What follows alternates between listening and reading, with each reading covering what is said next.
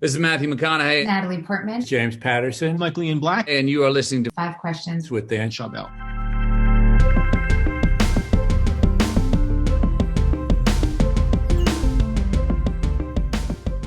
Welcome to Five Questions, Brooke. So good to be here. Oh, it's so happy to have you here, and congratulations on the new book. Thank you. But I'm curious to start this off. Who in your life is most responsible for making you the woman you are today, and why? You know, at the very beginning of my book and the dedication, and she doesn't even know it yet, but my mom is my OG huddler. Like, beyond birthing me and giving me life, she is a woman. She was one of five sisters, daughter of a Presbyterian minister, moved all around the South. And she was as a girl and into young womanhood who really wasn't encouraged to have a voice. God bless my grandparents, but you know, that's how they were in those days. Wasn't encouraged to have a voice, wasn't encouraged to speak up. And as a result, I think she has invested in me emotionally as her daughter to do the exact opposite. And in fact, almost like the pendulum has then swung the whole other way as I've gotten older and certainly used my voice. My mom has as well. And it's just been awesome to watch that process, that journey in my mom. And so just my mom for sure has been my most influential person on my life. Just reflecting on that, it just seems like everything has come full circle, and your success has probably inspired her, and how she raised you and everything she instilled in you that inspired you in your career. So it's really beautiful to see how all of that was connected. Yeah. And growing up in the South, you know, you had many different struggles, especially trying to make it in a male-dominated industry. Yeah. How did you overcome those struggles? And what You know, were they? I was a gal who grew up with oodles of confidence thanks to my mom and just loving hanging out with other girls. You know, I did all the things little girls do at that time, you know, ballet, tap and jazz, gymnastics, soccer, swimming, art, fill in the blank, like singing, you know, in a choir that I had no business singing in. But I was just like, let's go. I was a confident girl. And then diving into this male dominated profession that is TV news was a bit of a record scratch moment for me, and not maybe in the way that you would initially think. So my first TV job was in Charlottesville, Virginia, and I had interned at CNN in a now defunct TV show where I was surrounded by women correspondents, women executive producer, women PA. I grew up admiring Katie Couric, Oprah, Jane Pauley. I thought, awesome, piece of cake. It's women-tastic. No. I had a whole, as we say in the South, come to Jesus very early on when I was 21, and just like weeks into my first job in Charlottesville, where this woman who was maybe 6 months my senior stole a beat right out from under me. I was given this huge beat because I'd really proved myself in the first couple of weeks, and it was yanked from me by my boss. And I came to discover that she was jealous, felt she deserved it, and went behind my back. And I was like, wait a second, this is how this works. Like, I have to have sharp elbows and, you know, bump people out of the way to get what I want. Like, F this. I have always subscribed to abundance mentality and to not having sharp elbows, but that was my first like wake up call really of what it was going to be like. And then ultimately realizing that I was in a, you know, even in cable news, I'm surrounded by dudes. My bosses are men. The highest paid anchors are men. My executive producer of a decade is a man. The person in charge of all of CNN Dayside is a man. And while it is getting better, it is still full of men. Yeah, we've come a long way, but there's still a long way to go. Yeah. And I think that, you know, what you're doing with your concept of huddling is so important because, as you mentioned, you know, another woman kind of brought you down because of jealousy. And Yeah. I think that while in the moment you're like, oh my God, you just stole this from me. Like, this is something I worked hard for. And now someone else has benefited from that. It is also a lesson learned. And in hindsight, you learn so much. Now, you know, you're a little bit more productive and cautious in certain situations, and you're more thoughtful in terms of who you surround yourself with and who you trust. So that there is a shining light there. And in this concept of huddling, you're trying to get women to support each other because you know that that's how women and just society rises up. Yes. Can you give an example of when you huddled with one or more women in your career and how that helped everyone involved? Gosh, there are so many. Let me think. I would say one example is this was just in the last couple of years. So I'm here at CNN. I have a show that I host each and every afternoon, and it happened to coincide with this week here at Warner Media, our parent company, where they call it Make You Matter Week. And they pull various, producers or anchors, and they host breakfasts around us. And so I was actually interviewed this one particular morning while a huge first hurricane of the hurricane season was a brewing off the Carolina coastline.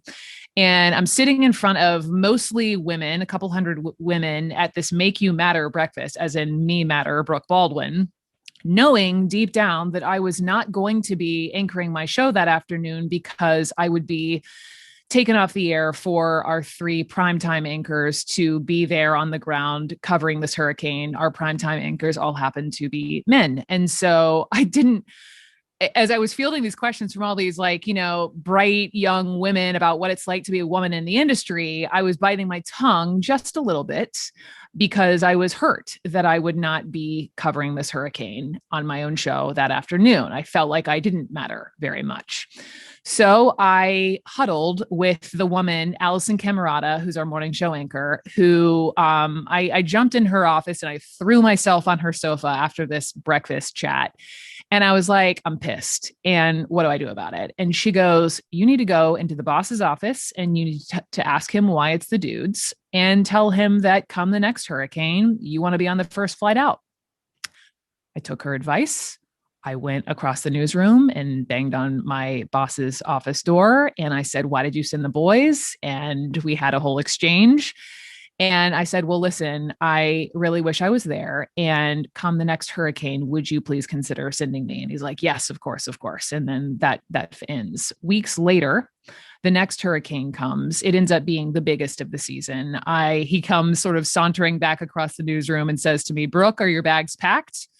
And I said, no, what are you talking about? And he goes, you're going to cover this hurricane. And I end up having one of the biggest moments of my career where I end up finagling a helicopter after the hurricane hit and getting into Mexico Beach, which was ground zero, before the FAA shut the airspace and had the first in the world perspective of what this hurricane and the destruction looked like.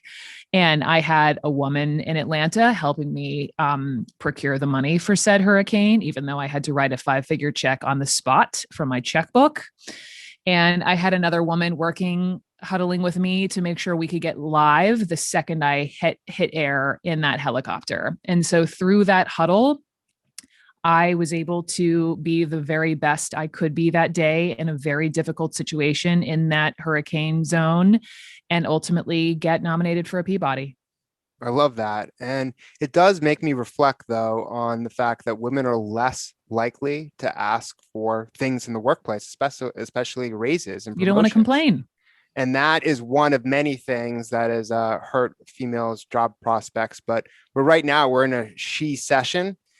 With millions of women who have dropped out of the workforce in the past year due to COVID, but especially due to women having to handle more of the childcare responsibilities within a household. And this has reversed women's workplace gains. Women we're doing much better. Are more likely to have a degree than a man in America. So what can we do to help women recover from these economic setbacks?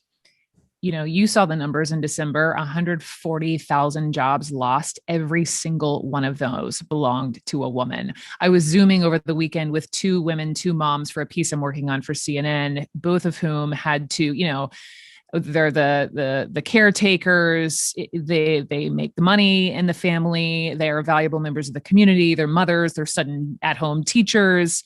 The thing with women is we're amazing jugglers to a fault. We try to do it all and make it look easy and not show the cracks. And unfortunately, with this she session, it's impossible not to see the cracks. And so the stories I heard from these women and other women is that, looking at it through the lens of my concept of Huddle, whether they knew I was writing this book or not, they have this group of women, and perhaps they didn't even quite lean on them the way they did when times were okay, but how they are able to show up vulnerably, to your point a second ago, do the thing that we don't like to do, which is ask for help. Is one of the ways I think women will be able to get out of this. And of course, thanks to people like Rashma Sujani, Girls Who Code founder, who's, gotten all these signatures for Marshall Plan for Moms, who believes women should be at the center of the economic recovery and mothers should be paid, which is, part of the money is coming from this COVID relief bill, thank goodness, for parents specifically. But I just think if women allow themselves to know they cannot be all things to all people right now and lean on one another, huddle with other women. The woman over the weekend called it the mamas is her huddle. If you can lean on other women and ask for that help and show up vulnerably, I think that will be a huge step out of this.